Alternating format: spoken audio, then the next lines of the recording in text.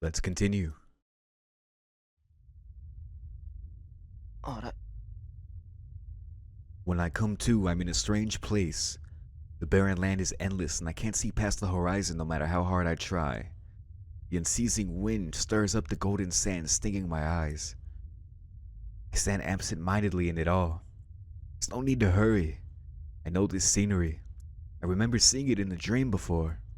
So I understand this is a dream and wait for the dream to end. I suddenly feel something strange on my arm. A metallic sound. I roll up my sleeve and... there is my arm as a sword itself.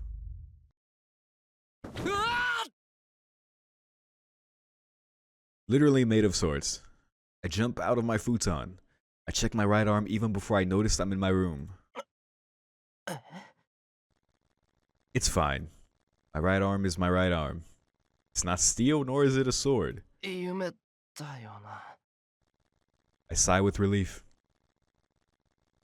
I don't know why I saw a dream like that, but it might have to do with me making a contract with Saber. 機会があったら遠坂に聞いてみるかとそれより朝飯の支度をしないと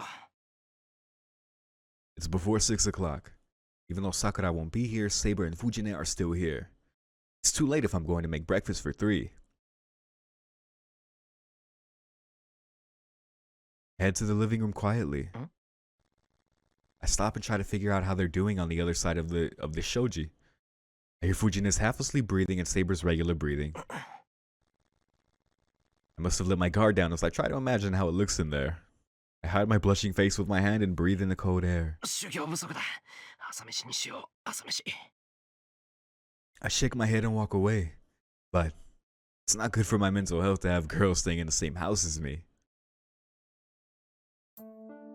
Well, それじゃ先に行くけど一人だからって遅刻してダメよ fate Shiro seemed to manage. はいはい藤根こそ朝のお勤め頑張ってくれありがとねシロ朝ごはん美味しかったよ Fujine bows and heads to school. さて I still have about 30 minutes. I'm already done cleaning up, so I'll act on the decision I made yesterday. The wounds and bruises from last night have healed.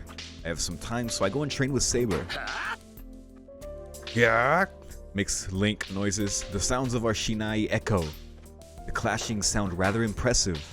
I guess I can't take the phrase learning by watching others too lightly. Just imagining a role model makes my Shinai lighter and easier to handle.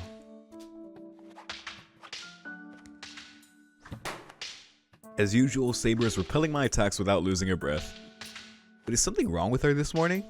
Until yesterday, I would have received a counterattack and been knocked unconscious the instant she parried me, but her counters are avoidable today if I become desperate. Well, by avoidable, I mean I don't get knocked unconscious. Saber's counters are still very effective. Fair enough. So what is up? I put my Shinai down and take a breath. The clock is already pointing at 8 o'clock. It's been an hour since I started fighting Saber. It's true that Saber wasn't up to par, but I could react better to Saber's attacks, and I was so into it that I forgot about time. いや世界だけどセイバー今朝はどうしたんだなんか昨日に比べて厳しさを感じなかったけどそのようなことはありません私は昨日と同じように打ち合いましたそれを軽く感じたのはシロの技量が上がっているからです技量が上がってるって Saber nods. Doesn't seem like flattery, and Saber's not one who would say such things. それは本当に That's really cool. So it's literally easier for him. And also the whole synchronization with Archer is taking place over the route. 驚きましたシロの技量は昨日とは別人ですそうかないやそんなことはないだろう単にセイバーの調子が悪かっただけだ昨日の今日で腕前が上がったりしたら市販代は商売上がったりじゃないかそれは同感ですがそうですね具体的に言うと型に無駄がなくなりましたシロはもともと体が出来上がっていますから That is a fair point. 適した剣筋を身につければそれだけで一段階上の剣士になれるのです型に無駄がなくなった Come to think of it, my body did move well this morning. It felt like my shinai automatically parried sabers, even though my body couldn't react to it. Interesting. 単にあいつの真似をしただけなんだけど。 And yeah, and there it is. やはりそうでしたか。私に指示すると言っておいて、アーチャーの剣筋を手本にしたわけですね。I remember her being hurt by this.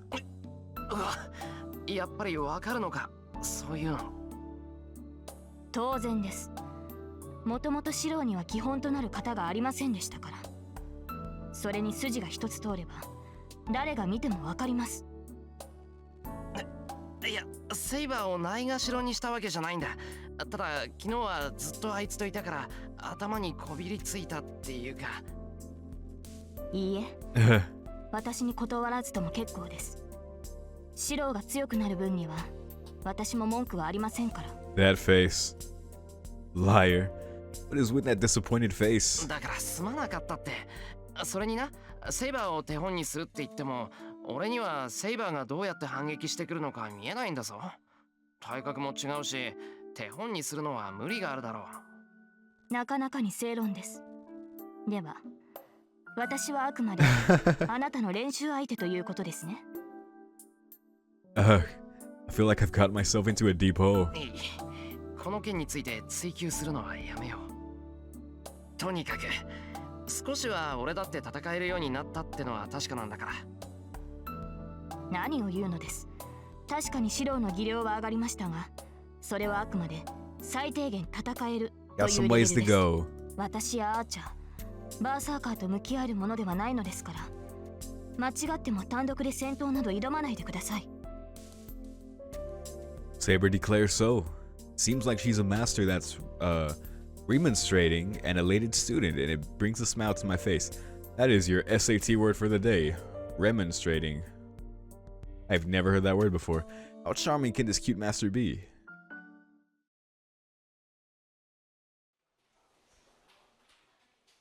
I get to school an hour late. The hallway's filled with students because it's break time. The class must have just ended for 2C, as many familiar people are coming out of the classroom. お疲れ。なんか知らねえけど、タイガー怒ってたぜ。4次元目は覚悟しとけとさ。そうか。今日の授業、英語があったっけ? I greet the classmate that gives me the ominous news. The instant I get to the door to go into my classroom. Right. The world history teacher comes out. おはようございます、先生。遅刻かエミヤ。今日の授業は試験範囲を確認したものだ。後で友人にきちんと聞いておくように。はい。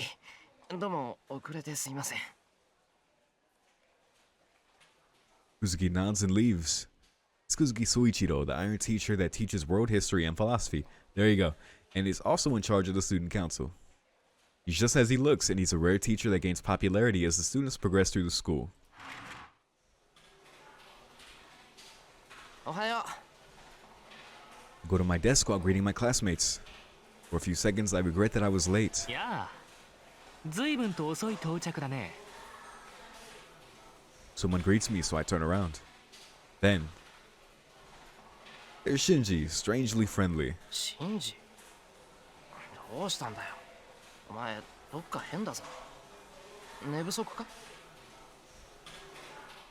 Well, I tell him what I'm thinking. He completely changes and glares at me, then he smiles again. Shinji was strange yesterday, but he's even stranger today. シンジ、お前、まさか襲われたのか? バカ。だから言っただろう。戦わないなら家で身を守っているべきだって。うるさいな。何偉そうな口聞いてるんだよ、お前。シンジ。何？それとも遠坂と仲良くやっていい気になってんの？勘違いするなよな。遠坂と手を組んだところでお前が強いってわけじゃない。強いサーバントを手に入れて嬉しいのはわかるけどさ、思い上がるのはみっともないよ。I'm imagining like another kid overhearing this combo and like, what are these two nerds talking about? Shinji glares at me. Doesn't seem like he has much composure. まあいい。君が来てくれてよかったよ。ほらエミヤが来ないんじゃさ面白みに欠けるだろ。 Well, it's good that he's picking up on this, that he's being really off. I mean, that's pretty much his character, though. That must be all he wanted to say as Shinji goes back to his seat, chuckling. Feel like we're gonna get blood fort shenanigans soon. The classroom gets loud once it's lunchtime. あれ一世のやつもう出て行きやがった。 Must have gone to the student council room again because of his lack of sleep thing. Oh man. I'm just thinking to my own sleep deprivation in high school. And yeah, there's some rooms I had to go to for that. I made lunch today, so I would like to avoid eating it in the classroom. Huh?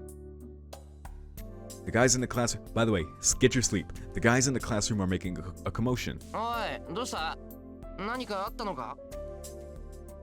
Call out to them. The guys that are secretly talking look at me with suspicious eyes. 何かあったではござらん。それ、教室の外を見てみるがよい。ただしこっそり、あくまで隠密。Goto must have watched some strange TV program last night. Then, outside the classroom in the hallway is a person that's acting more suspiciously than Goto and the others. Oh right, this is when by the way, you shouldn't be watching my playthrough if you've never seen this route, because I'm being a weirdo and I've already seen the anime. So spoiler alert. Leave if you need to. Yeah, this is right when Rin is out there and he creeps from around the corner and sees her.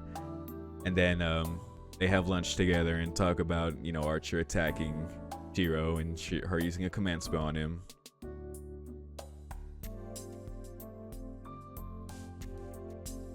二 A の遠坂だよな。うちのクラスに何か言おうかな。間違いござらん。先ほどから盗み見ていたが、あちらも同様の草っぷり。さりげなく、しかし大胆に我らが教室を覗いておる。ドアの前を通り過ぎるのも7回目。いや、今ので8回目よ。Right, I actually do think this is right. Yeah, I think this is right before the Blood Fort shit. だよな。こうなると偶然じゃねえ。つうかさ、なんか目つき悪くねえか？あ、お前もそう思う？こう通りがかるたびに目尻が上がってんだよな。近寄りがたくなってく一方だ。ありゃイライラしてるね。なんか気に食わないことでもあったんかな。待ち人来たらずというより、待ち人気づかずというところ。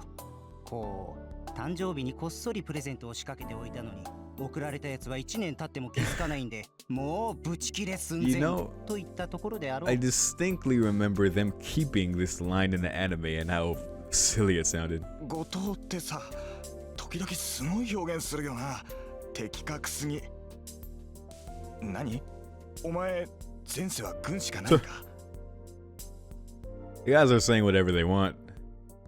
I timidly look out into the hallway again. Oh dear. She's pissed. I don't know what she's mad about, but I think Goto-kun is right. Well, what should I do? Oh. Well, I'm of the belief personally that you go for maximum goofy Shiro, right? So he's after me, I'll give up and go out there. You know, that's the easy one. She's after me, I don't want to die, so I'll keep quiet. That has potential hilarity. Who's she after? I don't know, so I'll play dumb. I feel like that, it's between the middle one and this last one. Did I save? Yeah, I'm seriously, I'm one of those people, like, who has to double check. I'll just play dumb. 遠坂もいろいろ人付き合いがあるんだな。I don't know who she wants to talk to out in the hallway, but it's not something I should butt into and trouble her. Oh, Shiro. First of all, everyone in this classroom, especially Goto-kun, will bash me if they see me talking to the classroom idol. それより昼飯だ。放課後に備えて栄養取っとかないと。I take my lunch out of my desk. The raiders that usually steal my food are busy watching Tosca, so I should be able to eat safely in my classroom today. あれ？遠坂さん A 組に戻っていっちゃったぞ。Oh. I think I just got a bad ending. なんだよ。結局理由は分からずじまいか。まあ、案外ただの散歩かもな。 Wait, no. ほら、遠坂って時々突拍子もない行動するらしいじゃん。交際しろって迫ってきた3年を振るのに屋上で飛び降り寸前まで行ったって話知ってるか？ Alright, first of all, no means no.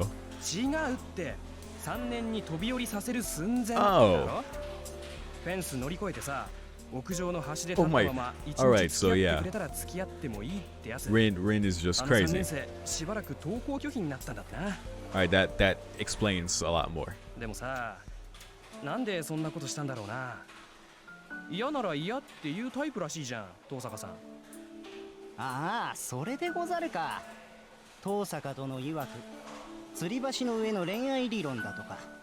とりあえず好きになれそうにないので緊迫状態で一日過ごせば恋愛感情が What 芽 an 生えるかもしれない eccentric idea. とのこと。いや、下々の人間には考え至らぬおつむでござる。 So yeah, actually no. I think this is fine because I think I remember in the anime like Shiro not running into her until like the stairway or whatever. I stopped as I opened my lunchbox. Tosca had such a legend, huh? Alright, I'll be careful next time I go to the rooftop with her. お、ラッキー、戻ってきたね、遠坂さん。けどなんかこう違くね？ Oh dear. さっきまでは殺気だってたけど今はこう寒気がするぐらい涼しげっていうか。 If she does the famous smile, then we're all gonna die. 天使の笑顔でござるな。 Oh dear. あれはもうあんたがそう出るならこっちも容赦しない。私開き直ったわという覚悟の表れでござろう。 As I said.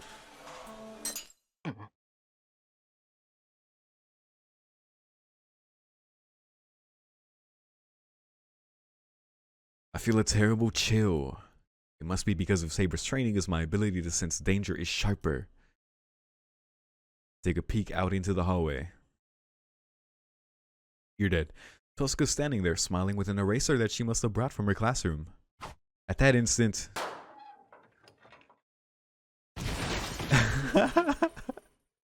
and this is why I chose this. The eraser she threw hits me right in the forehead. なんだ？突如エミヤ君が回ったぞ。ありえねえ。どうしたよエミヤ。椅子にモーターでも仕込んだか？忍法？今のは忍法でござるか、エミヤ。 Everyone makes a commotion over the strange incident. They surround me, who's turned over along with my chair. Did they not see the eraser and watch me with worried, no, with curious looks? サンキュー。で、後藤、今のどう見えた？どうって、にゃんと一回転。エミヤが椅子に座ったまま一人で側転したように見えたわ。 Well, if she hit him with the fucking chalkboard eraser that caused him to flip his whole body, then that shit would have been like traveling so fast. I don't know how he's alive. Goto-kun requested I teach him how to do it. Well, I'm sure it'll be a good laugh if he does a flip like that the instant the teacher points at him, so I can understand how he's jealous of me. But that's not the problem right now. The devil that shot the eraser bullet is looking at me to shoot another one. すまん、後藤。話は後だ。ちょっと用事ができた。The desk is safe, so I grab my lunch and get up. But it hurts. More so than the hip I hit, the forehead where the eraser hit me is hurting.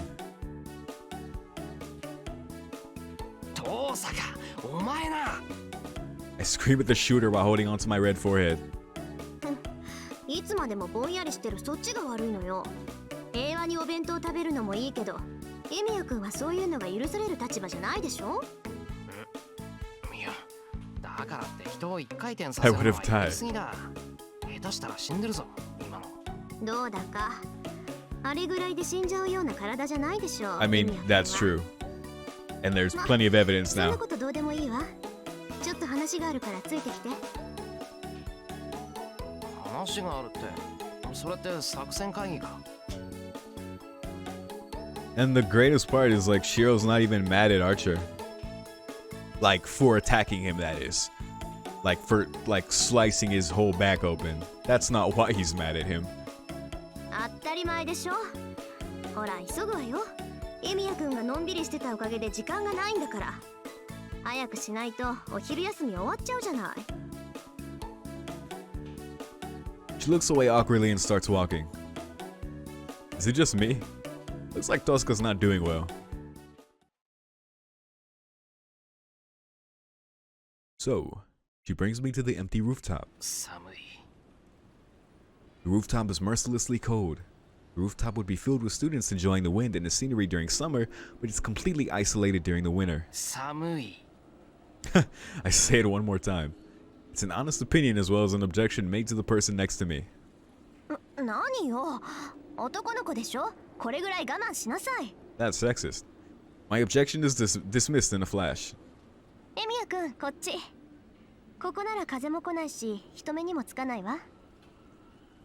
She must not intend to look at me as she moves in a hurry.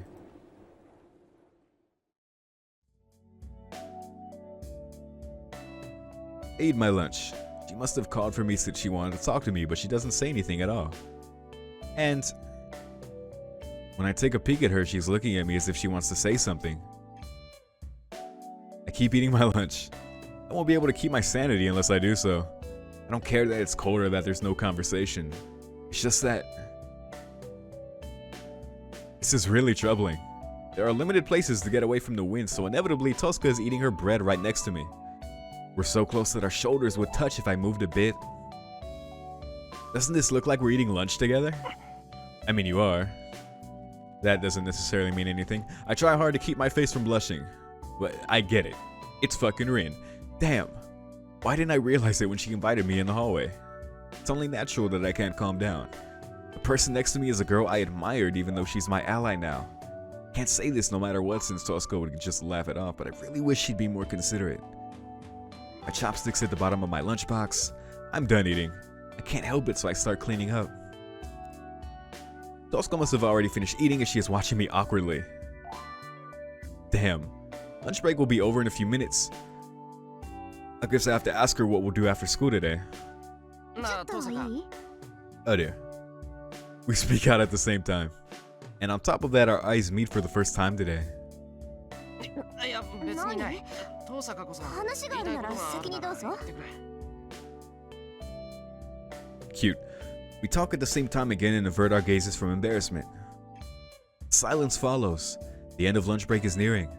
I'm relieved and disappointed that we might have to go now. Then, その、昨日の夜はごめん。 Tosca murmurs in an apologetic tone.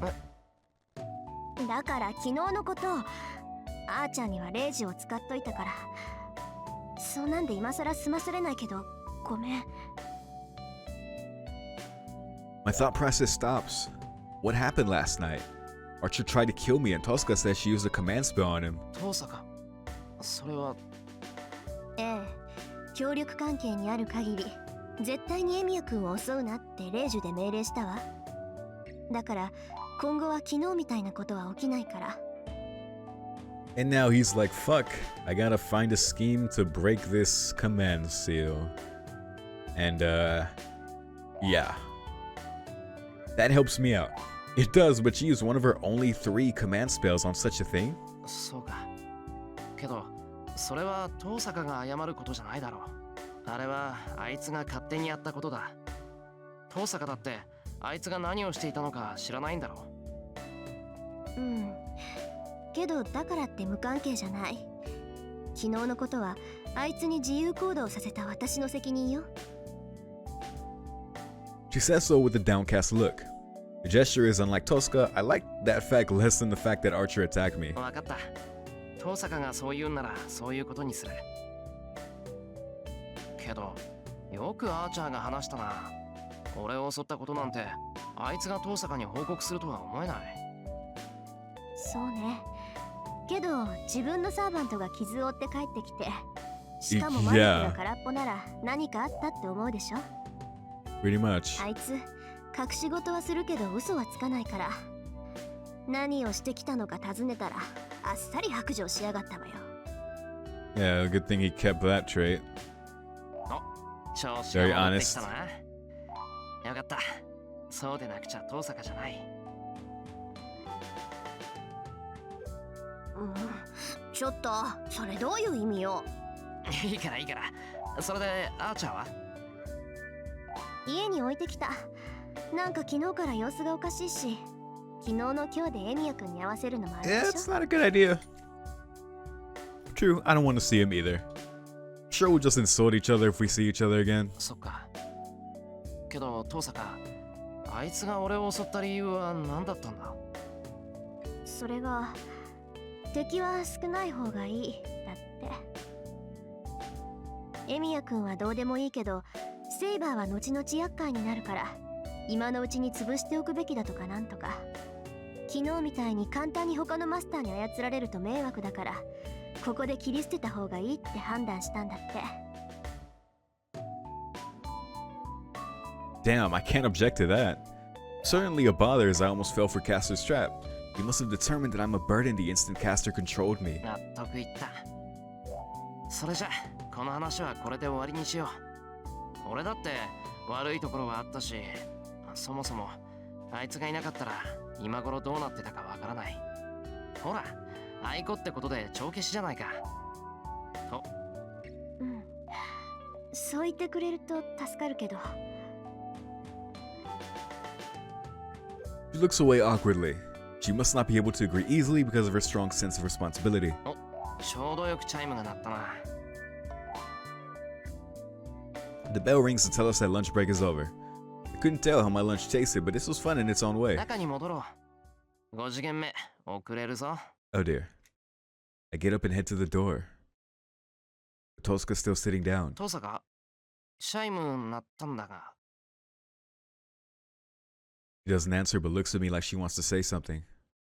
少し付き合いなさいよ。一つぐらいサボっても平気でしょ。Oh. Then she says something that an honor student would never say. Bell rings to signal the start of the 5th period. What are we doing? Drinking hot coffee here like this. By the way, I went and bought the coffee in a flash. 授業開始まで5分あるでしょ。1階の購買からここまで5分もあれば十分じゃないかしら。Because of the demonic request made by Tosaka. それで、エミヤ君はどうなの？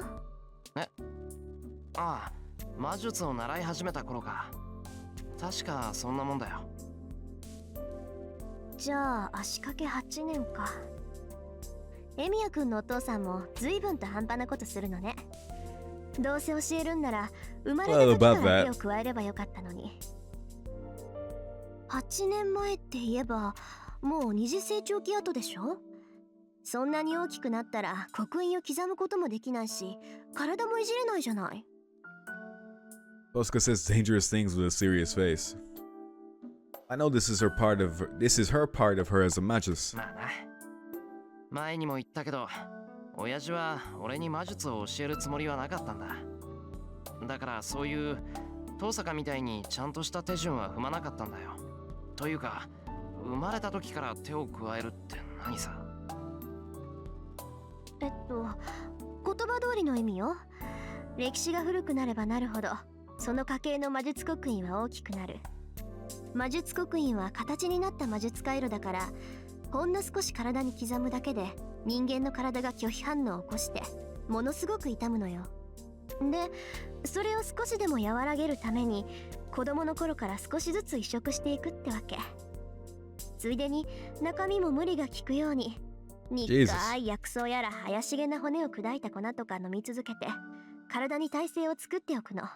That's good to know, because and again another thing that was kind of like messed up in my understanding in watching Fate Zero. Great show, by the way. Still, I still love it, but you know, certain things kind of like, you know, get weird in that. But one thing was that the way it was worded in at the end of Fate Zero was that Rin didn't get the magic crest until the very end of that show. But I guess she's been getting it incrementally, and I guess when, you know, her father passed, then he was able to finally get the rest of it, I guess is what that means. まあ、魔術使いであるエミヤ君には関係のない話だから、あんまり気にする必要はないわ。今から無理して真似されても困るし。言われなくてもそんな気はないよ。けど、遠坂は大丈夫なのか？なんか聞くだけで痛々しいんだが、その。I can't put it into words properly. I don't know what you would call a normal magus teacher. I felt a pressure when I went to Tosca's house. A family that passes on a long history. Children that have the duty to succeed from the time they're born, secluded from the normal world, disregarding their will. I bite my lip, trying irresponsibly to think how long and heavy it is. そういう心配なんてしてるんだ、エミヤ君は。なんだよ、その意味ありげな顔は。別に俺心配なんてしてないからな。当然よ、心配なんてされる覚えはないもの。私は好きでやってきたんだから、そこに後悔なんてないしね。なんでそこに俺が出てくるんだ？ Wait, the same? Me and Tosaka? まったく、本当に自分のことはわからないのね、あんたって。確かに私の修行は大変だったわ。けど逃げ出したいなんて思ったことはなかった。それはエミヤ君も同じでしょって言ったの。Yeah, pretty much. それはそうだけど、俺は遠坂ほどきついことは要求されなかったし。バカ言わないでよ。9年間まっとうに育っておいて、それから魔術を習うなんて正気じゃないわ。エミヤ君の日課がどんなものかは知らないけど、それよっぽど危険な鍛錬なはずよ。Yeah, 失敗したら命がないっていうぐらいギリギリのライン。いや、それは俺が未熟なだけであって、本来ならそういう危険なものじゃないんだ。遠坂と比べることなんてできない。そうね、私だってあなたと比べることはできないもの。魔術の鍛錬なんてね、結局はそういうものよ。唯一共通なのは命を計りにかけてるってこと。計りには個人差があるけど、要はその計りをどれほど傾けられるかでしょ。その点で言えば、あなたは私なんかよりずっと厳しい。私、死ぬような鍛錬なんてしたことないもの。そもそも失敗することがないし。Well, that's another thing about her character. うわ、言い切ったな、今。Casually says something that hurts me. In other words, she said she doesn't understand how we feel when we fail. ほら、そこすねない。今の褒めたんだから。テストでいつも100点取ってるやつに、今回はよくできました。Good job, buddy. You're almost dying. 今回はなんて言ってないわよ。要するにね、確かに教えは厳しかったけど辛くはなかったってこと。だから逃げ出さなかったし、今もずっと続けている。Tosca said it was hard but not harsh. I think she's right. I did not feel that my training was harsh nor severe. No, I didn't have any composure to think about such a thing. I just wanted to catch up to Kiritsugu. I want to be like Kiritsugu someday. I kept on training to be the superhero that Kiritsugu couldn't be. Come to think of it, most of the memories are about training in the shed. But I've never regretted it. I've always believed that it's the most important thing for me. そうか。言われてみればそうだな。俺もそれなりにやってきたってことか。そういうこと。エミヤ君は独学でここまで来たんだから、もっと自信を持ちなさい。Tosca tells me to be proud. I'm a bit embarrassed. It's more embarrassing if she's getting happy about it as if it's her own accomplishment. さて、話がまとまったところで少しは真面目な話をしよっか。協力者としてお互いの特技は知っておかないとね。特技？ああ、使える魔術のことか。そんなの今更だろう。遠坂は俺の魔術を知ってるじゃないか。ええ、エミヤ君の魔術は強化だっけ？珍しいとまでは言わないけど、メインに据えてる魔術師はそう多くないじゃない？それが不思議だったのよ。あなた、どうして強化にこだわるわけ？ It's the only one he can do besides another one that he hasn't used in a while. いや、単にそれしか使えないんだよ。いろいろ試したけど、強化ぐらいしかできなかった。The rest is basic stuff like making a blueprint and such. This isn't something we have to talk about now. そう。私のところは転換かな。Conversion. 力の蓄積、流動、変化ってところ。そのあたりを基本にして有名どころの魔術は抑えてある。結界作りも教室ぐらいの広さなら形だけは整えられるわ。Conversion of power. That's the most basic and most all around. In other words, she could put magical energy into any container and transform it. そっか。けど、遠坂、教えてくれるのは嬉しいけど、自分の魔術をばらしていいのかよ。前にエミヤくん、私に教えてくれたでしょ。なのに私だけ隠してるのはフェアじゃないから。Saying so, Tosca holds out her left arm. この前見せたけど、これが私の魔術刻印。遠坂の家に伝わるのは転換の技法でね。自分でも他人でもともかく力を移し替えたりするのが得意なわけ。普通魔力っていうのは体外に出すと消えるでしょ。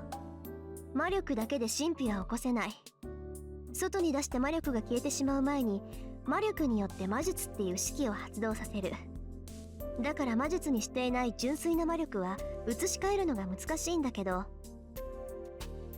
She stops there and takes a small rock out of her pocket. Is it a jewel? Transparent polyhedron reminds me of a kaleidoscope. 例外として私は他のものに自分の魔力を蓄積できる。いいえ、自分の魔力だけじゃなくて他の術者の魔力だって保存できるし、難しいけど移し替えられるのは魔力だけじゃないわ。で、その保存場所に一番相性がいいのが宝石なの。宝石が想念をためやすい場、流れをとどめる牢獄ってことは知ってるでしょ。加えてずっと地中で眠っていた鉱石には強い自然霊が宿っている。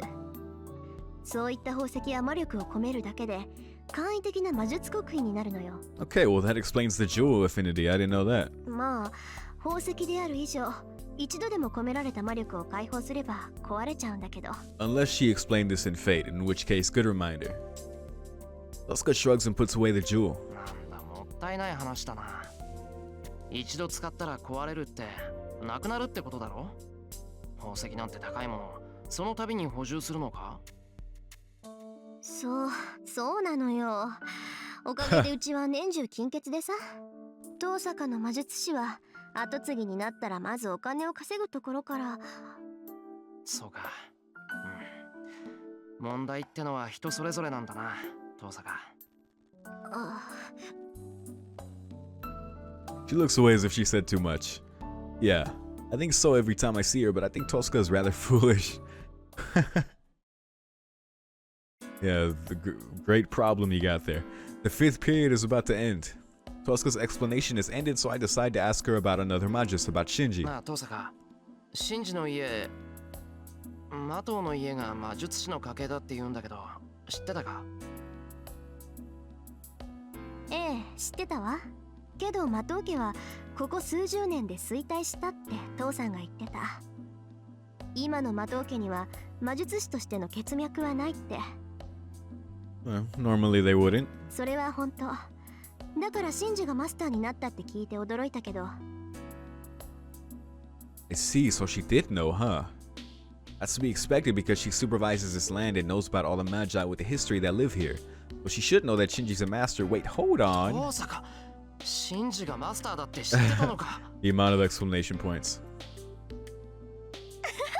ごめん。私も Oh 今 my 朝知った god, の that よ。 laugh. シンジがマスターになるわけないって鷹をくくってたのが裏目に出たみたい。That was a bit of an oversight.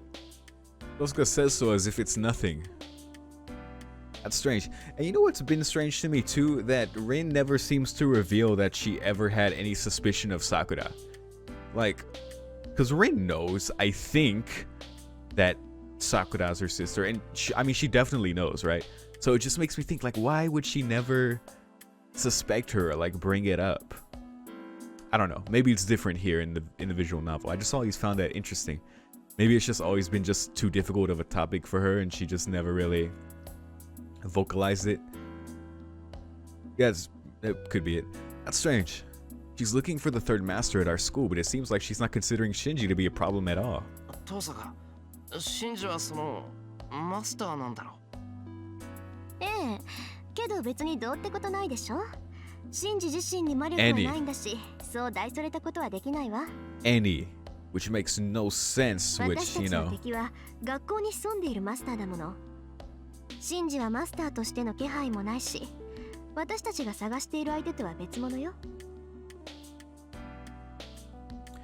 Yeah, and that's like the funny thing, and because I'm thinking about the progression of like Fate, UBW, Heaven's Feel, right? And in the first 2 routes, you're like, wait, if Shinji's such like a shitty like mage with like pretty much like the worst, like no magical energy, like no potential, and why could he command a servant like Ryder? And it makes you think, right? Of course, the truth is revealed in Heaven's Feel that like why he's able to command Ryder at all, but and who's actually supplying her mana. It's very cool when I think of everything as a whole, and it really just keeps solidifying in my mind that yes, these routes need to be played in order. Like you need to experience this in a row, and especially if you're doing this blind. Like I can't wait, by the way, to check out like for example Tanner of the North's game let's play. I actually started watching his Fate videos, and he's completely blind to Fate Stay Night, which is awesome. Like that's so rare. So I can't wait to see like his progression through everything, because I think that's definitely the way to do it, man.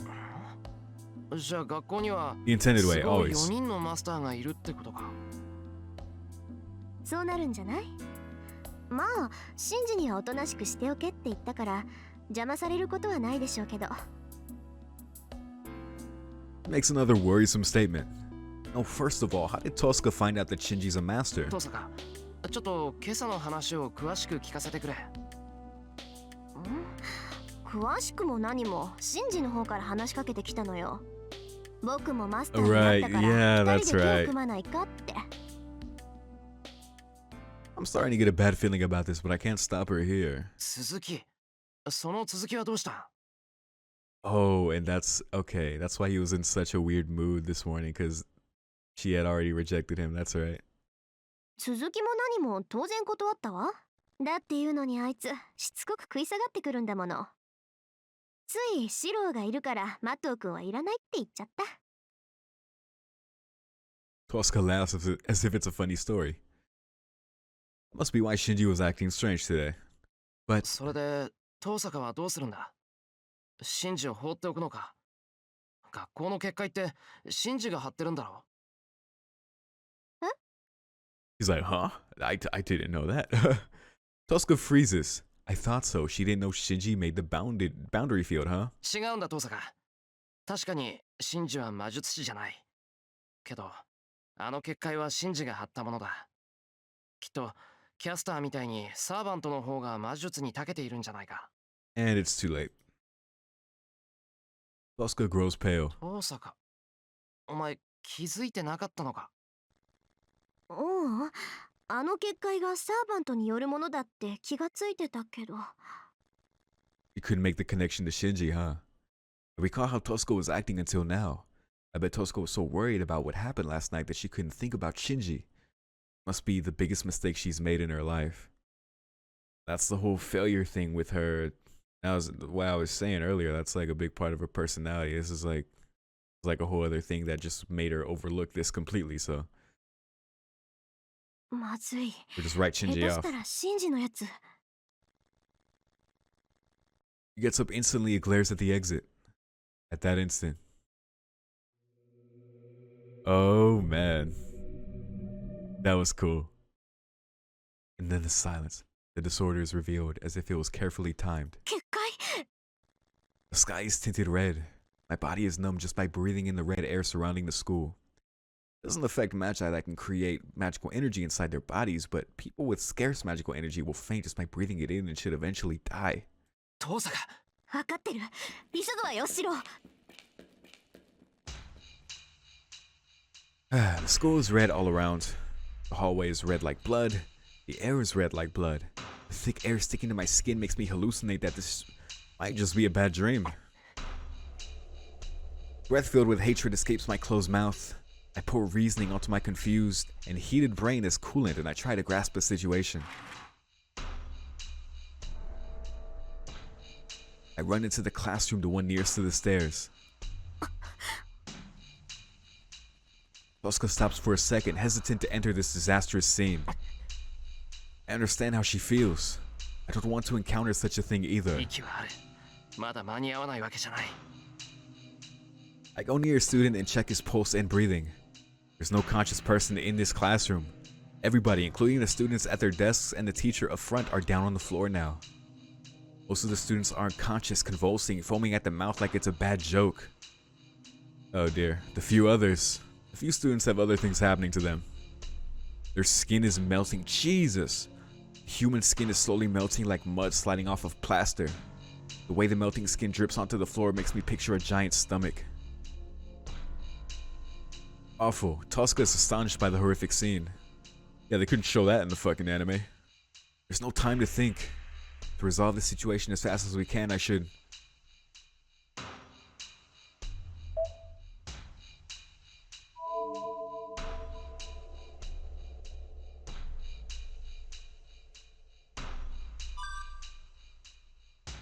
Although I'm curious what would happen if we summon Saber this early, I kind of just want to like keep going.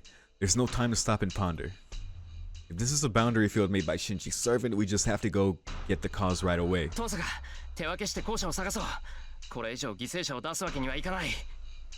grab Tosca, who's still standing still, and run. 待ってエミヤ君、それじゃあきっと間に合わない。相手がサーバントならこっちもサーバントを出さないと。シンジを探し出したところで返り討ちになるだけよ。Well, maybe this is the bad ending. そうか。けど。He says we should call for Saber, but we won't make it if we wait for her to come here. レイジを使って、私もアーチャーを呼ぶわ。レイジを使っての召喚なら今すぐに呼びつけられる。He says so while biting her lip.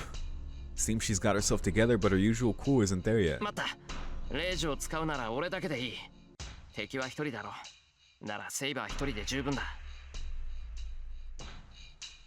And if this is the doing of Shinji's servant, our enemy is that black servant. I fought her the day before yesterday. Saber should be able to beat that servant by herself. エミヤ君、いいの？ああ、遠坂は昨日レイジを使ったんだろう。なら今度は俺の番だ。セイバーを呼んでもどうにもならないなら、その時はアーチャーを呼べばいい。それで、レイジの使い方は？左手に意識を固めて、目はつむった方がいい。頭の中で自分のレイジの形をイメージして、スルッと紐解くだけでいいわ。I guess he's gonna do it anyway. Alright, fair enough. I close my eyes. I can't take my time. I eliminate any thoughts in my head as quickly as I can. Concentrate on my second command spell. So I guess this is the canonical way this plays out. This is one of the liberties the anime took to change this. And I release the command spell without any hesitation. My hand burns. At the same time, I feel an unnatural heaviness right beside me. A knight in silver emerges from the heavy void. 召喚に応じ参上しました。マスター、状況は？レイジを使うほどのことなのですね。見ての通りだ。Take a gander. サーバントに結界を張られた。1秒でも早くこいつを消去したい。承知しました。確かにこのフロアにサーバントの気配を On 感じま this す。floor.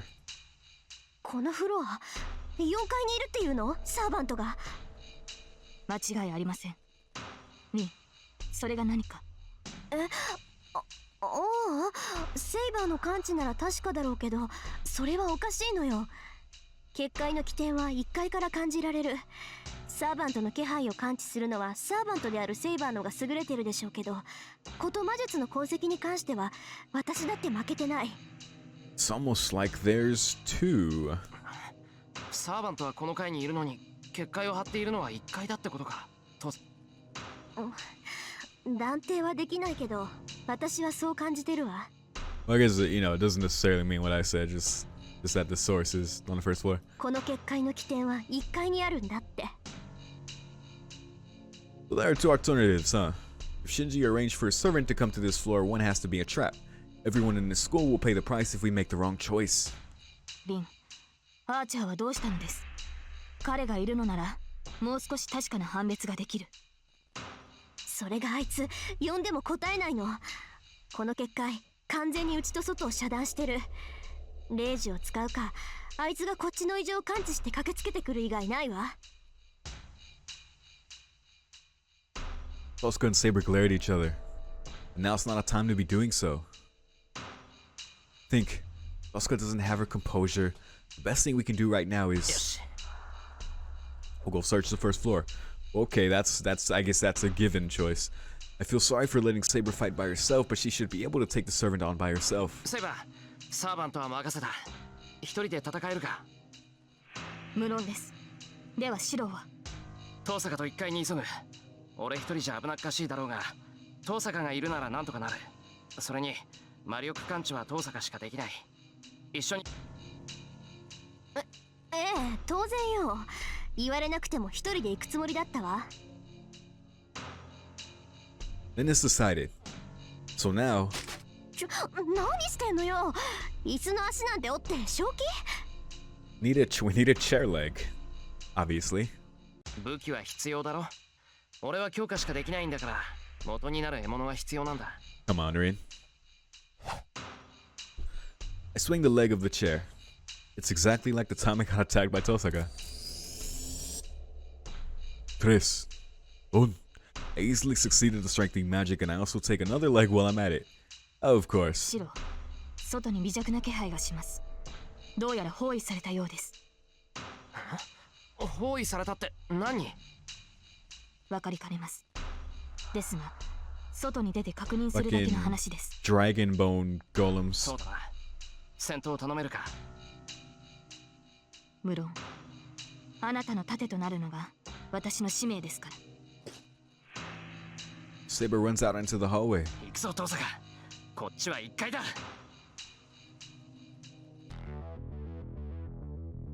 Instantly we go out in the hallway, we find out what's surrounding us.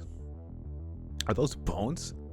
Things made out of inhuman bones are coming in great numbers from the other side of the hallway. 遠坂、あれはゴーレム、使い魔の類でしょ。いいからこっち。あいつらはセイバーが引き受けてくれるってば。あんなの何体いようがセイバーの敵じゃない。すまん、セイバー。I run to the stairs. The sound of Saber destroying the bones echoes behind me. We run down the stairs. It's not that far to the first floor, but... Hey! I smashed the blocking bone creature with the chair leg in my hand. Good job, Shiro. This is the third one already. Might be because I saw the disaster, but I don't care about confronting these monsters. In other words, my mind is numb. My proper emotions such as hatred, fear, sadness, and cowardice have all frozen up. The only thing filling my head is this desire to get to the first floor. Take the two swords in my hands and swing them like I saw him use them. Hey.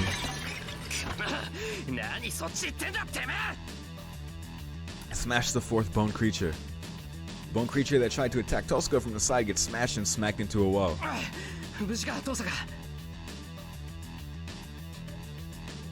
Good, Tosca isn't hurt at all. 結界の起点は？ええ、すぐそこ。あそこの教室。Yeah, you see my boy Shiro taking charge? Hell yeah. The place Tosca points at is about 10 meters ahead. There are a few more bone creatures that followed us down the stairs. We don't have time to deal with them. I parry the attacking sword with the weapon in my right hand. I attack the defensive body with the weapon in my left hand. Whew, that dual wield action. I destroy the fifth bone creature. But there are more of them. There are at least 10 bone creatures in the hallway. しつこい。いい加減品切れになれってんだ、こいつら。I retreat a bit. Chair legs in my hands are worn down. Even though I strengthened them, they are originally only stainless steel. I don't know if they'll hold up even for one more attack. シロ、下がって。I'm surprised, but I back up like she tells me to. At that instant, Tosca jumps out in front of me and throws a jewel at the bone creatures.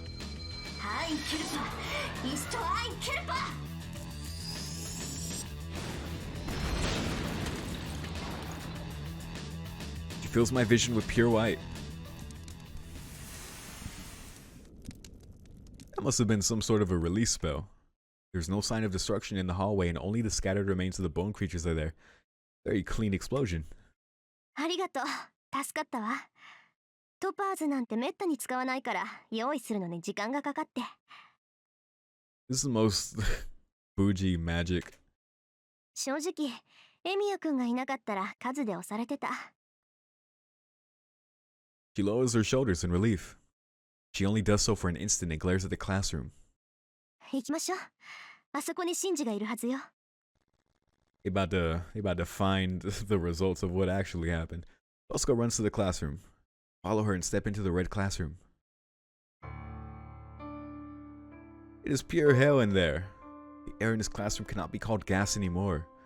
The vaporized blood dyes the eyes of the beholder like paint. Voices of anguish can be heard from all over.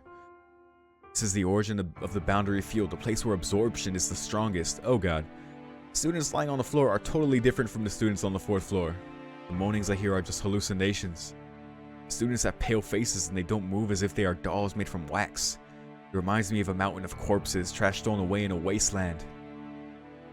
Jeez. Oh yeah, that's yup, pretty much. Tosca is staring at the scene, her legs shaking. I hear a chattering sound. It must be to suppress her emotions. Tosca's teeth chatter as she beholds the scene in horror.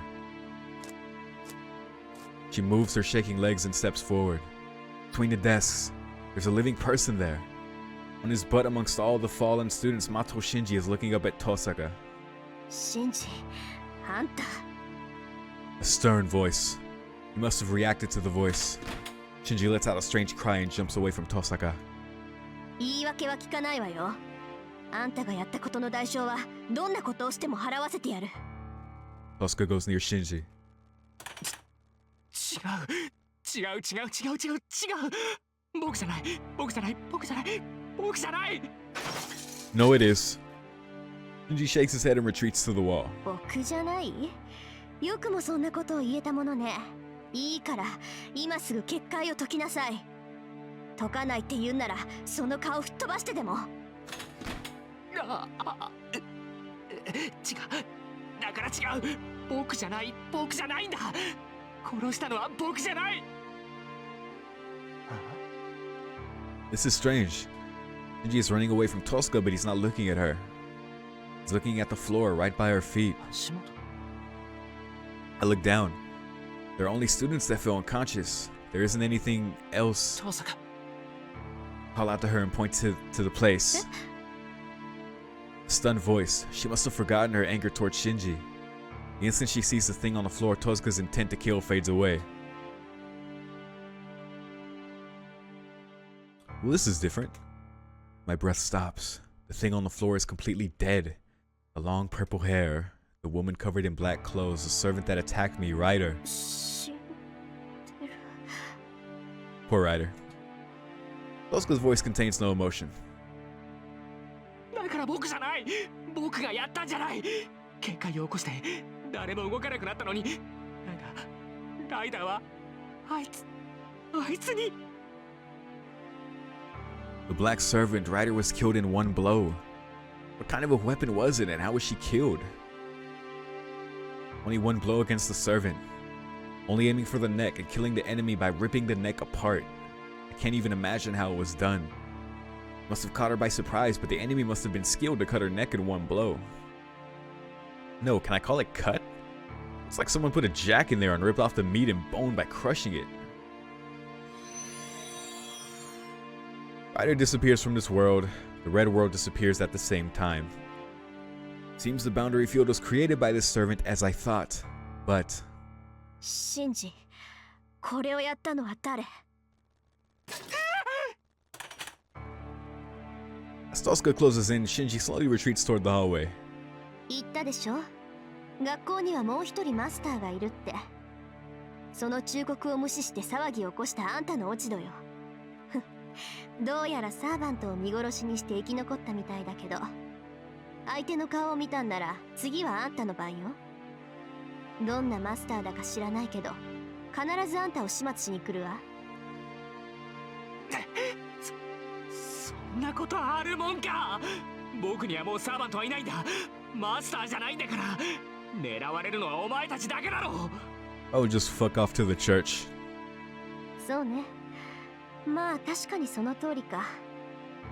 あんたにまだ霊樹が残っていようと放っておいても害はないもの。Oh, what a mistake. Not that it really mattered. うろちょろして見苦しいかもしれないけど、ハムシじゃ人間は殺せないし。そうね。あんた次第でここで息の根を止めるのは待ってあげる。ハムシ。僕がハムシ。害虫に例えなかっただけでもありがたく思いなさい。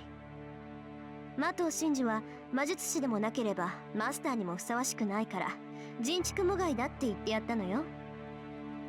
で、見たんなら答えなさいよ。今のあんたなんてその程度の価値しかないんだから。Shinji retreats, being pushed by Tozuka's pressure. I don't know if Tozuka's serious or just threatening, but he's seriously angry. He has lost her calmness after seeing the tragic scene here. さあ、あんたのサーバントを仕留めたのはどんなサーバントだったのよ、シンジ。Now that I think about it, I find it very interesting that Kuzuki didn't also kill Shinji. It goes to show that he's not really like evil. What would I call him? Is he like Kirei? Is he like neutral evil? Because he really doesn't matter. Like, he's not gonna kill Shinji just cause. I mean, he took out Ryder, like, and then that was it, right? Because Shinji is harmless, so I don't know. It does fit his character when I think about it. 怯えるのはお前たちの方だぞ、遠坂。次あいつに狙われるのはお前たちなんだからな。この Shinji runs out into the hallway and Tosuka starts to go after him. But Tosuka stops as if she realizes something. No, that's wrong. It's not that she noticed something. She's just watching the students on the floor and biting her lips in vexation. Her face is that of Tosuka Rin. Her knees are shaking and her eyes are wavering as if they are about to cry. I don't know if she is filled with sorrow or vexation, but that tells me she is firm, can do everything, and is a mature magus. But she's just a girl of her age on the inside. 大丈夫だ、遠坂。みんなまだ息はある。まだ終わったわけじゃない。息があるってみんなに？ Shiro is so damn perceptive. ああ、辛いだろうけど、よく見てみろ。みんなちゃんと生きてる。結界もなくなったし、あとはすぐに助けを呼ぶだけだ。で、この場合は救急車か、それとも違うところか。魔術による傷なら、教会に連絡を入れるべきなのか。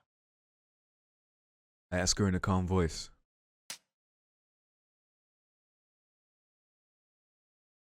Excuse me, I had to make a cut there. That must have gotten back her reasoning as she slaps her own face with both her hands. 連絡するのは教会でいいわ。綺麗に状況を説明すれば、後の手配は全部やってくれる。よし、じゃあすぐに連絡しよう。This was one thing that they didn't really clarify in the anime. They just showed like ambulances showing up.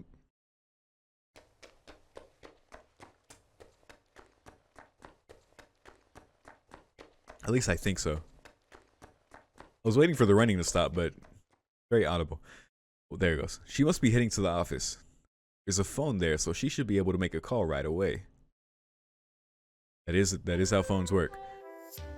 We finish contacting the church and go outside. It'd be troublesome for us if we were the only ones unharmed, so Kotomine ordered us to pretend that we weren't here today. Dude, this is definitely the song that plays like after some shit goes down, or you're just having a really solemn, deep moment. This is the song right here. It'd be troublesome for us if we were the only ones unharmed, so Kotomine ordered us to pretend that we weren't here today. じゃあセイバー、相手はキャスターだったのか。はい。ゴーレムを操っていたのはキャスターのサーバントでした。校舎に潜んだキャスターを倒しはしましたが、あれは影に過ぎないのでしょう。I see. Yeah, this was. Yeah, it was a bit different than the anime, which is why I'm really enjoying playing this. So much more detail too. It's completely worth it to watch it and still play this. So it means Castor was controlling those bone creatures from the Ryudo temple. Then Castor was the one who attacked Shinji's servant. 学校にいる4人目のマスターはキャスターのマスターってことだな。あいつのことだ。マスターであるシンジを使ってライダーを罠にはめたってこともある。Oh yeah, they pounced on him as soon as that blood fort went up. そうでしょうね。シローの話では、ライダーは一撃で首を切られている。何らかの理由で動きを封じられ、無抵抗なまま倒されたとしか思えない。厄介だな。でもまあ何せよキャスターのマスターが学校にいるってことは分かったんだ。全くの無駄だったわけでもない。I turn to Tosca for confirmation. Tosca only stares back at me silently. Since we left the classroom, Tosca's only been looking at me as if she wants to say something. 遠坂、言いたいことがあるなら言えって。お前に黙ってられるとなんか背中がムズムズする。In fear of not knowing when I'll get hit from behind. Tosca stares at me for a while and with a serious face. エミヤくん冷静なのね。意外だった。Yeah, you like that, Rin? See an in-charge Shiro? It's my boy. Says this. 冷静じゃないぞ。俺だって目の前が真っ赤になった。怒りで我を忘れたのはお互い様だろ。それでもみんなの傷を把握してたじゃない。私にはできなかったけど。そんなことか。別に大したことじゃない。死体は見慣れてるから判断がついただけだ。That is some shit to say right there. 死体は見慣れてる？ We walk away while we talk. This place will get rowdy once the ambulances arrive. Go to the... you know what? This is like... Because he doesn't tell her about the fire right here, does he? So he just says that, and then they just talk about something... yeah, about what just happened. You know, not about what I just said to you. This place will get rowdy once the ambulances arrive. We'll go to the back gate through the woods and get out of the school from there. Status screen updated. What updated? Podcaster? Possibly. Writer?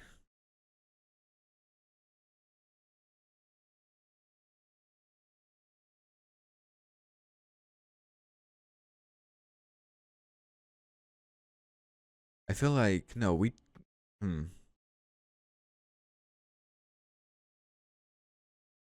can't call exactly what was revealed there because again, my it would be easier if everything that I've unlocked has been consistent since I started playing this.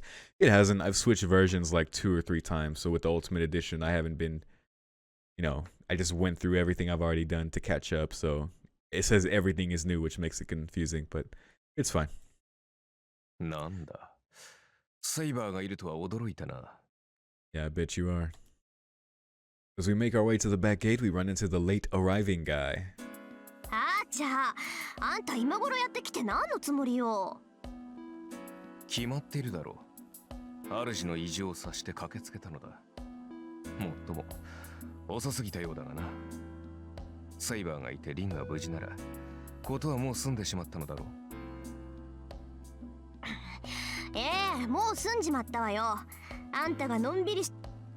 どうやら最悪のまで到着した。The two argue, leaving us aside. Well, it's just that Tosca's yelling at Archer while he's just calmly brushing it off. やはり仲がいいのですね、あの二人は。リンが怒っているのはアーチャーを信頼していた裏返しですし、それを黙って聞いているアーチャーもリンに申し訳がないからでしょう。Pretty much. 言いたいことはわかる。けど、どうしてそれをいちいち俺に言うんだ、セイバー。いいえ、シローが難しい顔をしていたものですから。代わりに解説してみただけです。Bear? I don't know what's so funny, but Saber's smiling meaningfully. Which in the context of this game, he used the same word when Rin was making her death smile, so... No, wait, not the death smile, it was like her, teasing face. I get it now. I like it even less. わかったわかった。次からは体裁など気にしない。それで今回の件は分けということにしておこう。で、結局脱落したのはどのサーバントだ？ Archer's expression changes. His usual ironic composure disappears and he looks like a cold warrior now. 消えたのはライダーのサーバントだ。状況はわからないが、キャスターにやられたんだろう。キャスターに？では、キャスターはどうなった？よもや無事というわけではなかろう。それもわからない。ただ、ライダーは一撃で倒されていたから、キャスターは無傷だと思う。Say so, representing the three of us. Then, ふぬけめ。所詮口だけの女だったか。勝ち抜ける器ではないと思ったが、よもやただの一撃で倒されるとは。まったく敵と相打つぐらいの気迫は見せろというのだ。wow. He goes back to his usual manner and insults the now gone rider. アーチャー、ライダーはマスターを守って死んだ。ふぬけなどとあなたに言う資格はない。何を言うかと思えば、ふぬけはふぬけだろう。英雄を名乗るのなら最低限一人は殺さなければ面目が立つまい。それができぬのならせめて命がけで相打ちを狙えと。勝手なことを。それができぬ状態だったからこそ無抵抗で敗れたのではないか。その散りざまを罵るとは貴様こそ英雄を名乗るものか。どのような理由であれ無様に敗れたことに変わりはあるまい。まあ確かに英雄であるからというのは失言だったな。英雄であろうがなかろうが弱ければ死ぬだけだ。この戦いにふさわしくない英雄とやらは早々に消えればいい。 Shiro felt the chill. よく言った。ならば私と戦うか、アーチャー。お前とこれは驚いたな。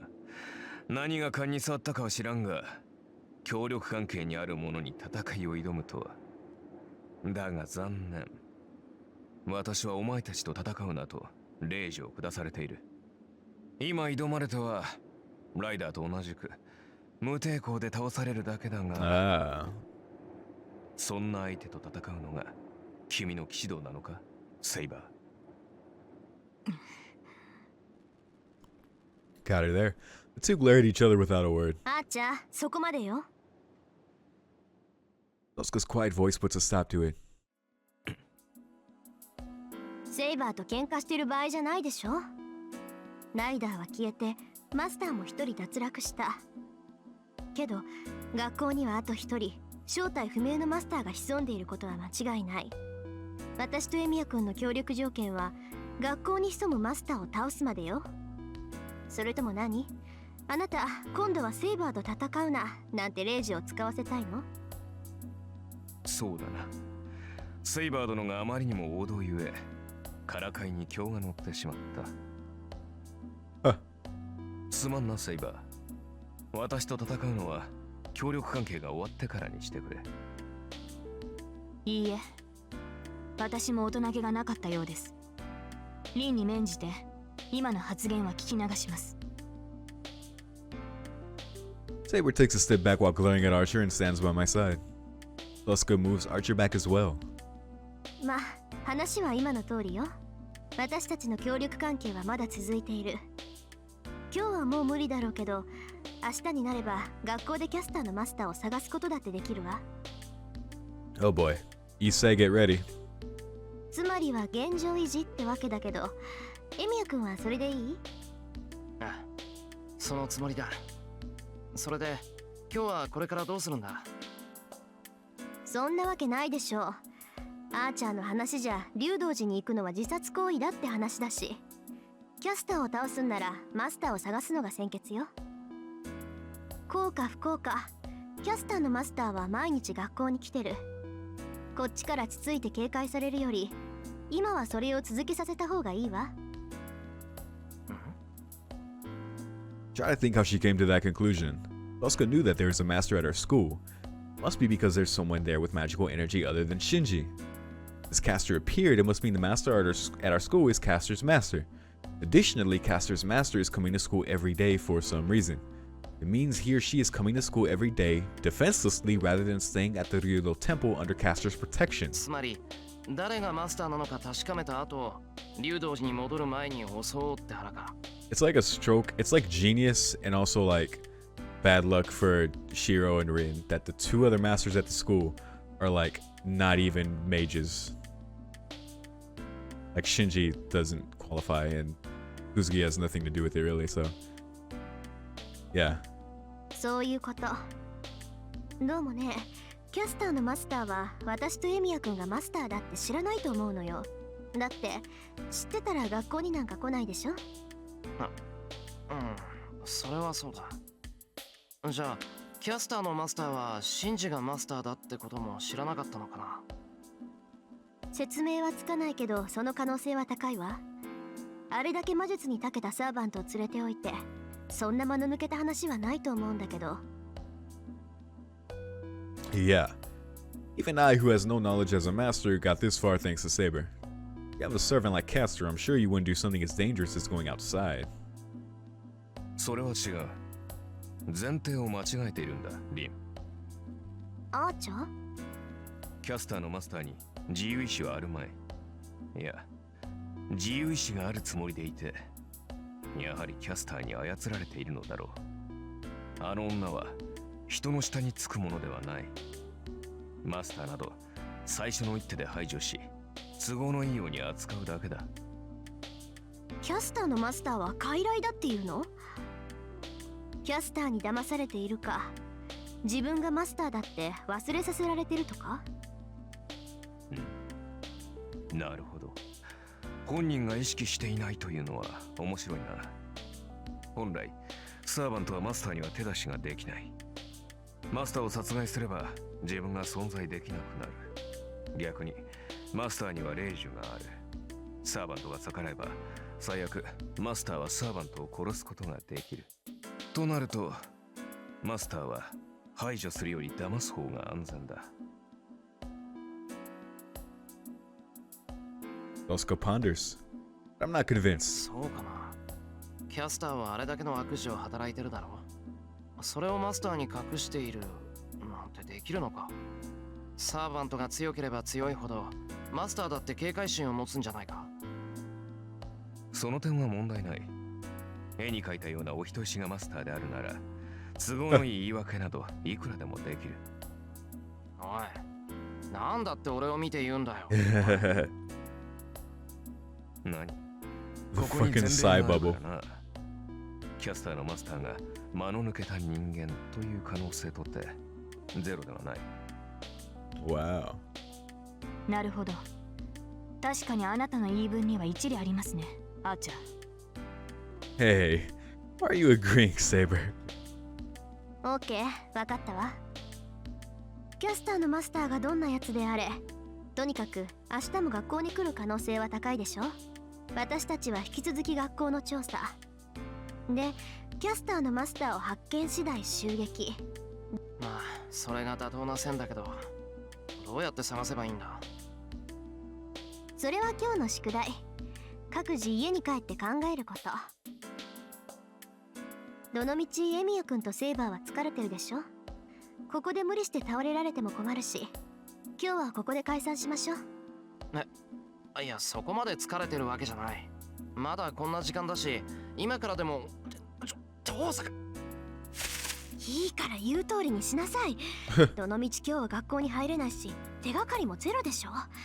ここにいても仕方がないし、何よりアーチャーの様子が変だって気づいてないの？昨日の今日でエミヤくんと顔合わせなんてしたらまとまるものもまとまらないじゃない。Yeah, don't upset the red boy. 帰る、おとなしく帰るから。その Whisper to me from such close range. じゃあまた明日ね。もうないだろうけど夜は気をつけなさいよ。またキャスターなんかに連れ出されたりしたらそれこそ承知しないから。わかったから帰る。それと今日はお疲れ様。ちょっとだけだけどあなたをマスターだって認めてあげたから。 Damn right he is. Oscar jumps away from me. 行くわよアーチャー。帰ったら本気でさっきの不始末を追求するからね。ああ、やはりそうきたか。どうもな。凛にしては口汚さが足りないと思っていた。あんたね、ほんと一度とことん白黒つけないとダメなわけ？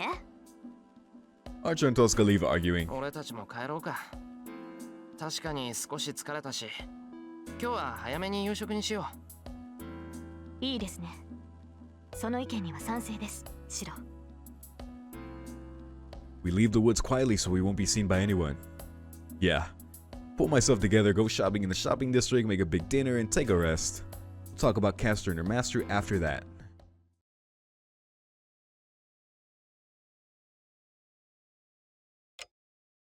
Oscar calls me after dinner. Guess there wasn't as much damage as we thought there would be at school. Must be because the one who set up the boundary field, Ryder, died quickly. Here the students that were in the same classroom as Ryder need to stay in the hospital for a long time. Most students just have anemia. School's not going to close down and we'll be having classes like normal tomorrow. シロ、リンは何と言ってきたのですか？ああ、学校はいつも通りだって。だから明日も学校に行ってキャスターのマスターを探すことになる。そうですか。では、あの建物にいた人々に大事はなかったのですね。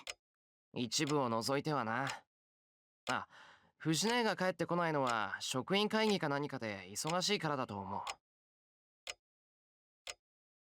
それはよかった。大河のことですから、明日の朝には何事もなく食卓に座っているでしょう。Yeah, that's a relief for me as well. Well, since her energy is extraordinary, I stopped worrying about her when I heard everyone's alright. ではシロ、先ほどの話の続きですが。He leans over the table with a serious face. やっぱり諦めてなかったのか、セイブ。当然です。昨夜のような失態を繰り返さないためにも、私はシロの部屋で眠ります。I do have complaints. Having Saber sleep in the same room as me is like telling me to die. シロ。Oh, so 元はと dramatic. いえば、あれほど離れた場所からの遠隔催眠にかかるあなたが悪い。私ではキャスターの魔術からシロを守ることはできないのですから、せめて同じ部屋にいるのは当然でしょう。魔術の感知は近ければ近いほどいい。キャスターがシロを狙うのなら、私とて離れて眠るなどできません。いや、それは全くもって正論なんだが、セイバー。I think that Castor won't use the same strategy since she failed once. I think so, but if I say that to Saber right now... 甘い。 Oh dear. 先ほどのデザート、白玉あんみつチョコまんじゅう並みに甘い。そのような考えだからこそ、キャスターなどという土下座にたぶらかされた挙句、アーチャーのような少年のねじれ曲がった野郎に罵倒されるのです。I bet you would object like that. 聞いているのですか、シロ。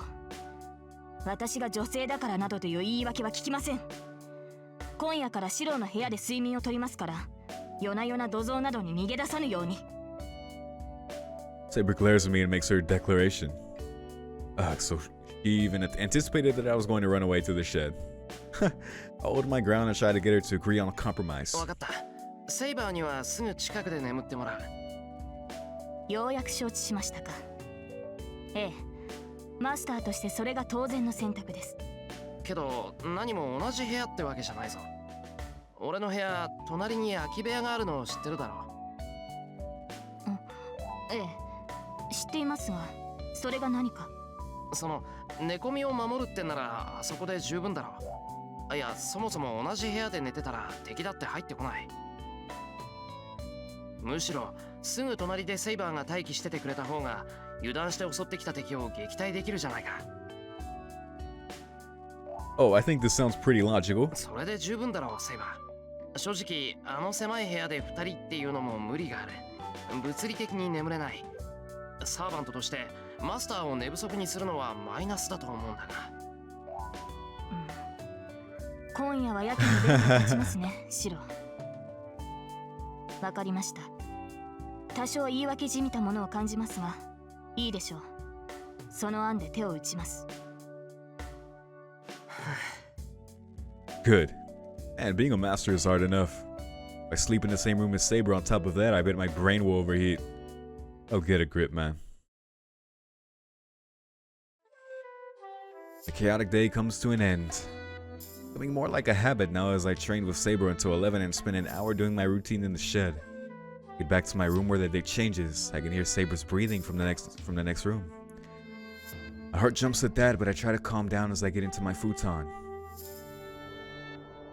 I close my eyes, shake off any wicked thoughts, and tell myself to go to sleep as fast as I can. そう簡単に眠れるか。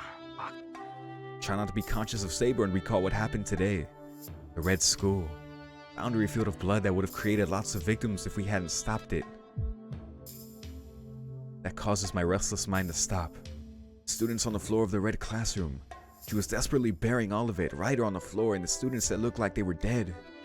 Oh, I remember now. At that instant, I figured out the deep part of her. 次に会ったら殺すわ。だって敵同士でしょ、私たち。Wow. She acted as a magus, but she never crossed the final line. She's firm, strong-willed, and magnificent, but she's outrageously good-natured. That difference must be her burden. How clumsy of her. The more she tries to act as a magus, the more she kills her true self as Tosaka Rin. いや、俺も人のことは言えないから。Yeah, you probably can't do that. I sigh and pull the blanket over my head. Well, I guess there's something wrong with me. For thinking that I want to be a support for such a perfect girl. Maybe so, Shiro, maybe so. Well, normally I would end it after completing a day, but let's do 30 more minutes. New day. I see a dream. I see a memory that I cannot reach through a small connected circuit. For what did he fight, and for what did he keep running? He never told anyone about his motives. Everyone around him saw him as either obstinate or a weird person. On top of it all, he didn't talk much, so I bet he was thought to be ruthless. His intentions were not known. At the very least, nobody knew about them. He never talked about his intentions even after he became a hero and was burdened with many things. That's why he appeared suspicious to the people around him. Because nobody knows his intention. He conveniently saves people in danger, but nobody knows why he is doing what he does. It's inevitable that people would feel uneasy about him. He should have had a reason. Greed, pride, selfishness, lust, vengeance, or devotion. Simple reasons like those which are easy to understand. If he'd had any one of them, such an end should not have awaited him. His reward for success was always betrayal. The things he picked up sifted through his fingers like grains of sand. He got used to it. He got used to it like an idiot. In the very beginning, his reward was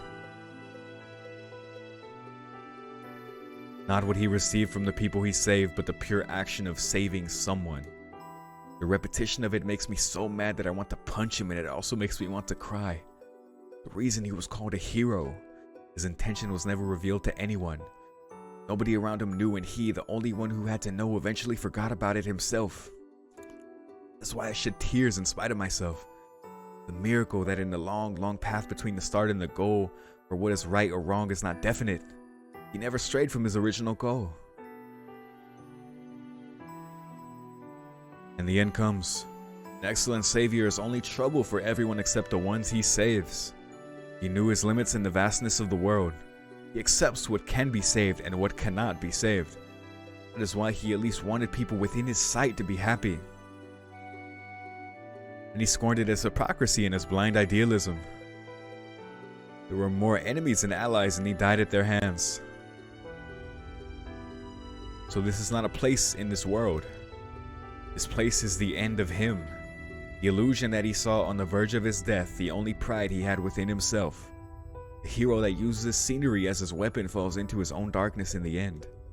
The hill of swords that he reached. His battle ends atop of this hill, surrounded by rusted steel without a wielder.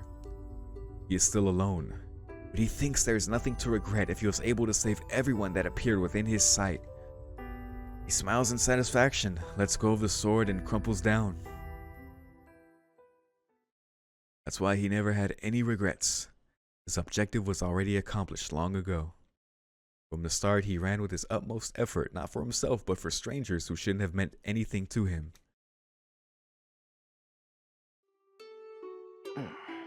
Indeed. Wow. And, you know, that's a lot more sadly stated than the anime. Because, yeah, I think this is... Because I, you know, I keep making comparisons to the anime just because that's my first experience with this route, but it's, you know, why part of the reason I'm playing it. So I think this is like the scene where Yeah, they do show that dream in anime. What am I saying? I rub my drowsy eyes and get up. It's 5:30 in the morning. I don't feel sleepy, so I guess I was able to sleep well last night in spite of everything. 単純にできてるんだな、俺。I grumble while getting out of the futon and change into my uniform. I can hear faint breathing if I strain my ears. I feel Saber's presence on the other side of the sliding door. 朝飯だ。朝飯を作ろう。That's good, that's good. I shake the indecent thought out of my head and go out of my room quietly. Okay.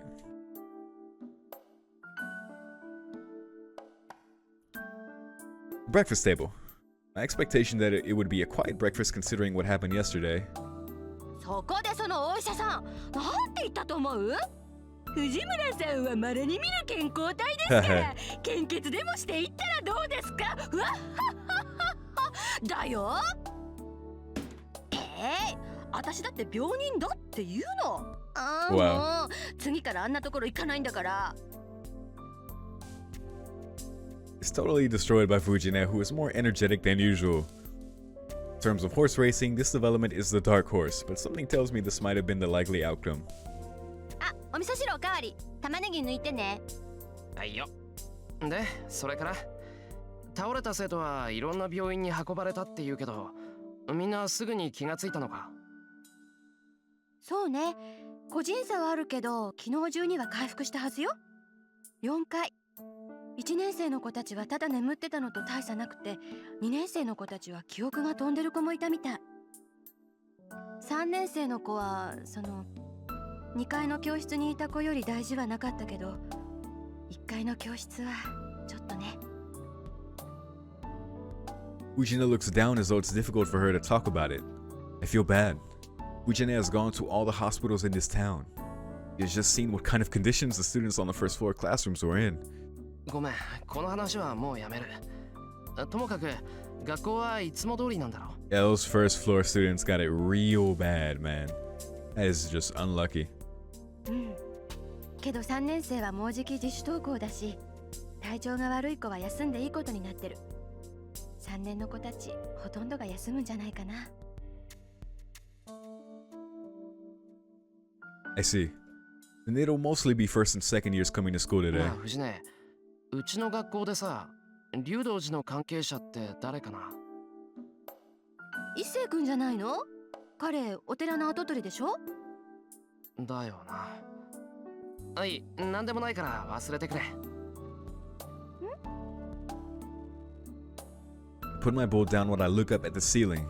The only one connected to the Ryudo temple at our school is ISSEI. It's too soon to decide whether he's a master, and most of all, I don't think he is a master.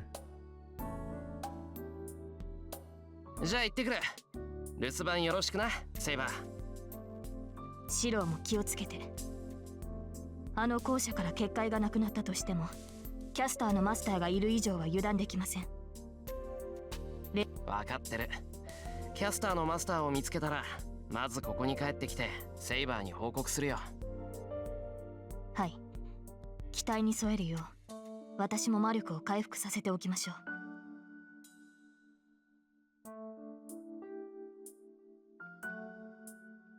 Saber sees me off. Seems Fujina has more things to take care of regarding the incident yesterday as she went to the hospital right after breakfast.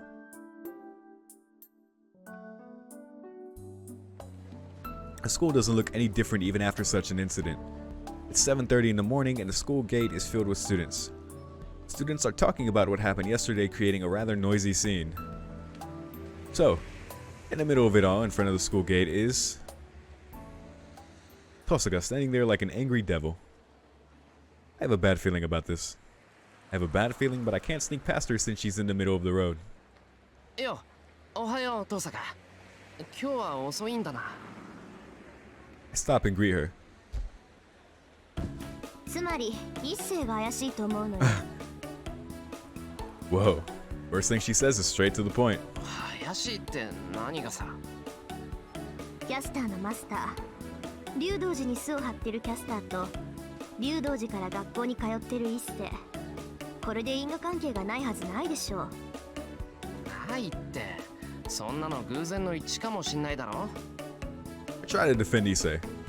そんなわけないじゃない。いい？ここ数週間竜道寺の山門はずっと閉じられているのよ。部外者は入れないし、寺から外に出てきたのは一世ぐらいのもんなんだから、これで怪しくなかったら真犯人は誰でもいいってレベルでしょ。あのさ、外に出ないって言うけど、普通お坊さんは頻繁に寺から出てこないもんじゃないのか？バカ、あんたいつの時代の人間よ。檀家周りあっての総門でしょ。山寺に引きこもってお賽銭だけで食っていけるんだったら明日にでも出家するわよ。Tosca might be serious. If Issei was here, I'm sure he'd be yelling that she's an offering thief. I'm interested in what's going on with the temple, but that's not the problem. We should worry more about our surroundings. We're at the school gate. Students coming to school are all around us, and they are all paralyzed at the reckless speech of the school idol Toscarin. 何よその目。何？エミヤ君は一世をかばうってわけ？いいわよ私は。あなたが現実的な推測を無視するって言うんなら、こっちだって勝手にやるんだから。Our school idol is the only one who does not realize the situation. 父さん、ちょっとこっち来い。何よ、逃げる気？逃げない。いいからこっち。Drag Tosca by her hands. ちょっとエミヤ君。You can complain later. Just let me get away from here as fast as I can.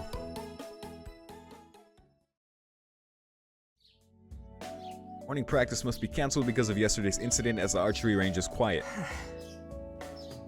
Good. You won't attract attention here. So the remaining problem is Tosca, who's glaring at me silently. 分かってる。遠坂の言いたいことぐらい俺だって分かってる。分かってるからそんな顔するな。すねてなんかない。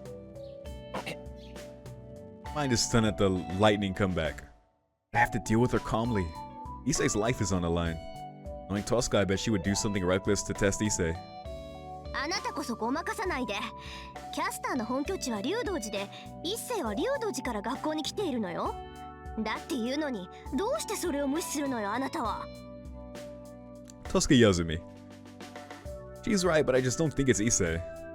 何よ、反論があるっていうの？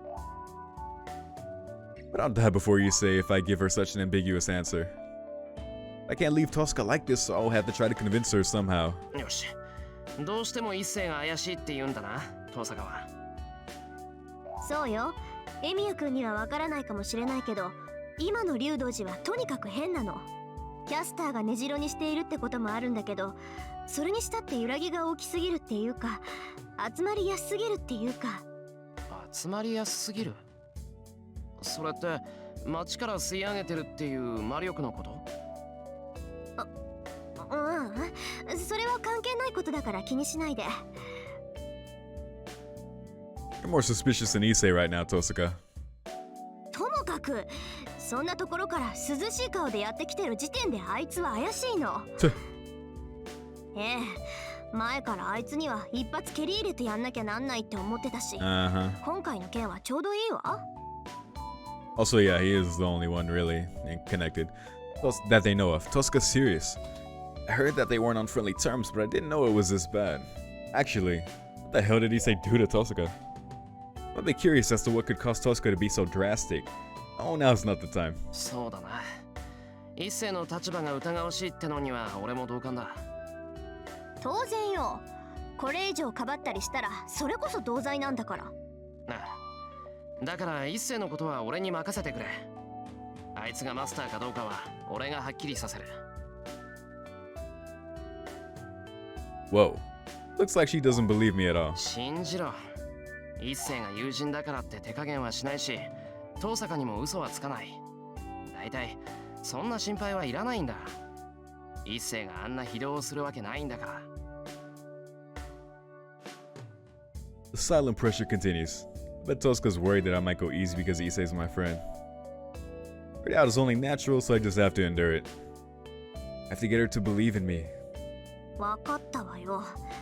一世のことはあなたに任せる。遠坂。I sigh with relief. けど、どうやって見極めるのよ。エミヤ君、マスターの見分け方覚えたの？Tosca asks about the fundamental deficiency in this proposal.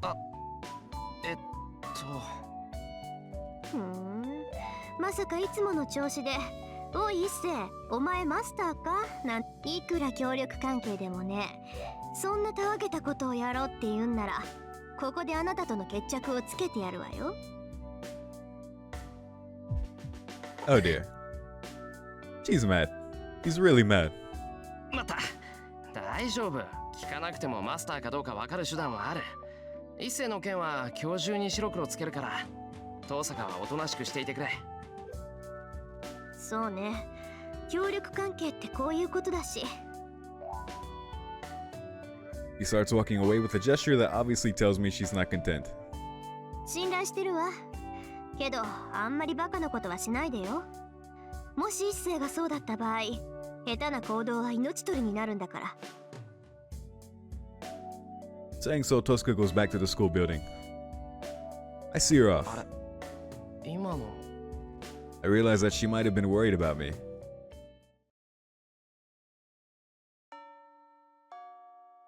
It's lunchtime, so I go to the student council room. 邪魔するぞ。 I call out and open the door. おう、今日はここで昼食か、エミヤ。 He says eating lunch by himself inside. Good, this is convenient. どうだ調子は。昨日の事件どんな塩梅になったんだよ。 I sit down at the table and start talking casually. それが説明されずじまいだ。1階の空き教室に置かれていた薬品がどうしたとか、そんな当たり障りのない話だよ。昨日の午後から朝まで散々校舎を調べ回って出た結論がそれだとさ。 Must be unhappy and he starts biting on a tough-looking carrot. しかしお前も運がいいな。昼休みから珍しくサブリかと思えば難を逃れたという。うん、普段の行いがようやく報われたということか。He now sips on his tea happily. Man, this isn't the right atmosphere to interrogate him, so I'll wait and see for a while. Oh dear. Suddenly, I notice lunch break will be over in 5 minutes. どうしたエミヤ？何かひらめいたか？ひらめきはしないが思い出した。のんきに弁当食ってる場合じゃなかった。 I quickly wrap up my lunchbox and turn to Issei. 不穏な空気。言っておくが金の無心はするな。ねだられてもないものはない。 I get up from my chair. I don't have time. Take a deep breath. 一星、何も聞かずに上着を脱げ。 I clearly state what needs to be done. なんでそう？ Oh, I should have known they were gonna play this song. だから制服を脱げ。上着だけじゃなくてシャツもだ。裸じゃないと意味がない。 Oh dear. 何を言い出すかと思えば正気か貴様。あれか、新手の押し問答か、そもさんなのか。そう、せっぱせっぱ。いいから脱げ。放課後になったら手遅れなんだから。 I attack Issei. ああ、やめるかたわけ。貴様それでも武家の息子か。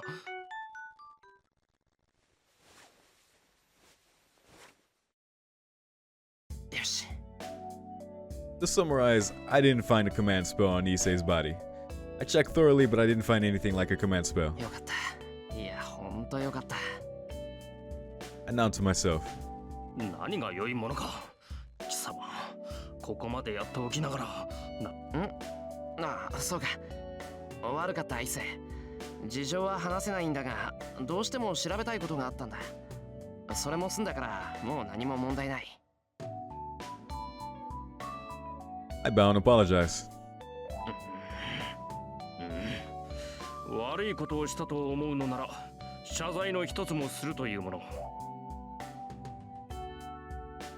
Issei goes silent with a serious face. But now the search has gone back to square one. If Issei, the one at the Hyrule Temple, is innocent, there's nobody else here that might be Caster's master. なあ一星、最近寺の方で変わったことはないか？変わったことというと？わからない。ただ今までとは違うこととかないかな？そうだな。最近の話なら見慣れない女が一人いるぐらいか。だがそれだけだ。親父も兄貴たちも静かなもんだろ。And there's, yeah. Issei says so naturally. There's an unfamiliar woman. Could that be Castor? Well, I'm sure she could pretend to be human without a problem. Or would that be Castor's master? Maybe I should ask Issei about it. I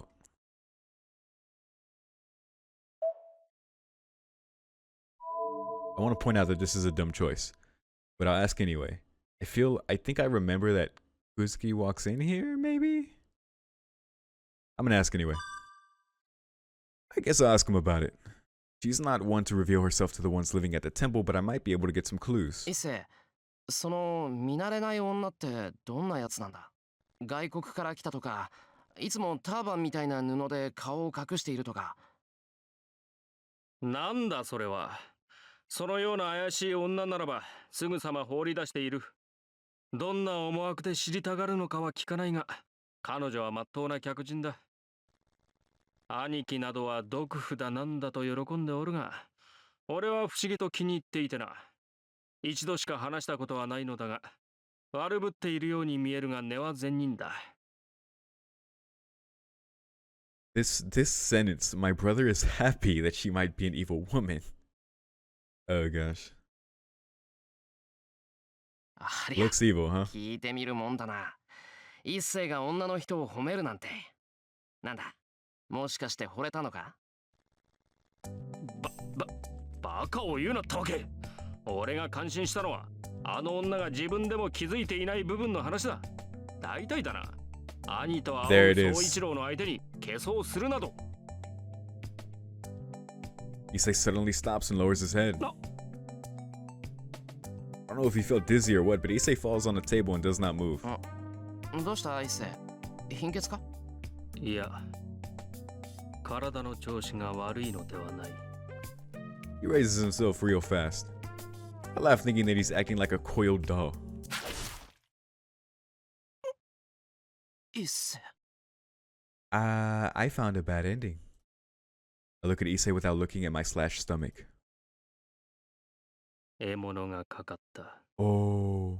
私を追求する者に遭遇した場合のみ、この人間に植え付けた命令が作動する。What? What? Dude. I hear someone else's voice from Issei's mouth. When I realize that voice is of the servant I met at the Ryudo temple. この人形も、もういらない。Yo. The knife in Issei's hand is stabbed into Issei's neck.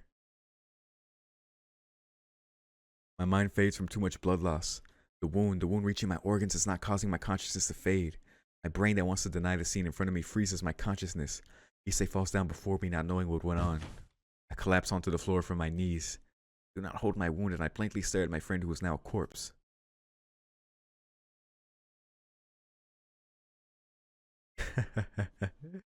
That was horrifying, but that was really cool. I didn't know that Issei programmed like that.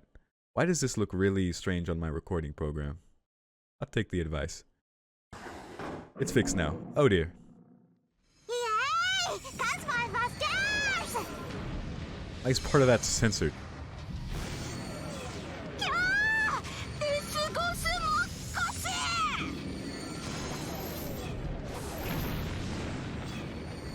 Oh, did it say sex? Did it say like gay and then oh.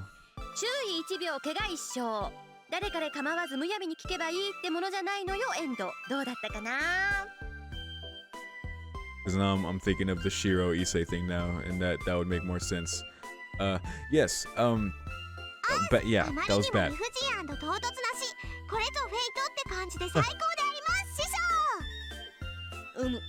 だが我々はこの犠牲を忘れてはならない。さあ、竜道君に黙祷3秒。3秒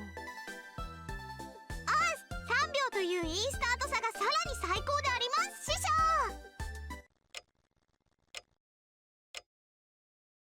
でさ、イリアちゃん、実際竜道寺の人たちはどうなっちゃってるわけ？キャスターが作った人工的なレージを組み、キャスターの参加条を破ったり破るやつに出会ったら骨人形みたいに一つの命令を実行するだけの人間になるの。 That's so cool. I didn't know that. あいつ道具を作るのうまいから。シローだってあいつに捕まったら魔術補佐の限定連想にされかねないわ。あキャスターは悪人って。 That's pretty evil. 他人を己が意のままにしようなどと教育者として許しません。別にそれだけで悪いっていうのはどうかと思うけど、キャスターは確かに小物で臆病で狡猾だけど、根はまだ悪人になりきれてないし。 Alright, so we're talking about nature versus what she's actually doing. I get that. Characters are complex. She's still pretty evil. なぜかような魔女をかばう弟子一号、何か思うところがあるの？別にそういうわけじゃないよ。私はただ魔術で誰かを拘束してもそれ自体は悪いことじゃないって言いたいだけだったり。 You know, Ilya was doing this in Fate. It sounded like she was alluding, or the start of UBW, it sounded like she was alluding to like what was going to happen to Fujimura in this route. あ、思い出した。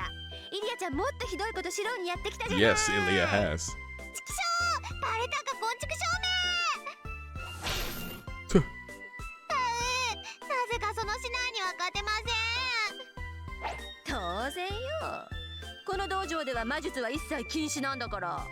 弟子1号が私に勝つには野生のライオンとか近代兵器を持 I って was くる gonna しかない say, んだから。 unless Saber rides in on a lion. さあ、いい加減反省した？はーい。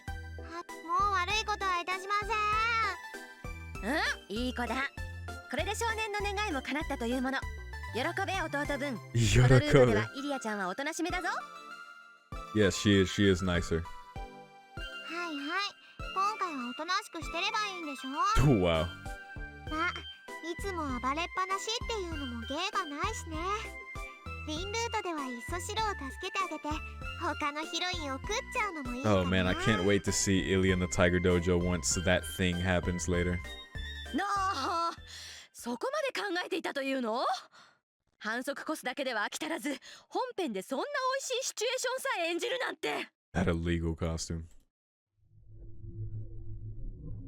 イリア、 Oh dear. 怖い子。 Yeah, pretty much. Very scary. Damn, that was a pretty crazy bad ending I just got there. That was cool though. So, oh wow. So we are pretty on track. Cool. Well, I know I said I was gonna go like 30 more minutes, and I more or less got there. So, yeah, it seems like a good place to stop. So, as always, thank you all for watching, and I'll see you when I continue next time. Peace.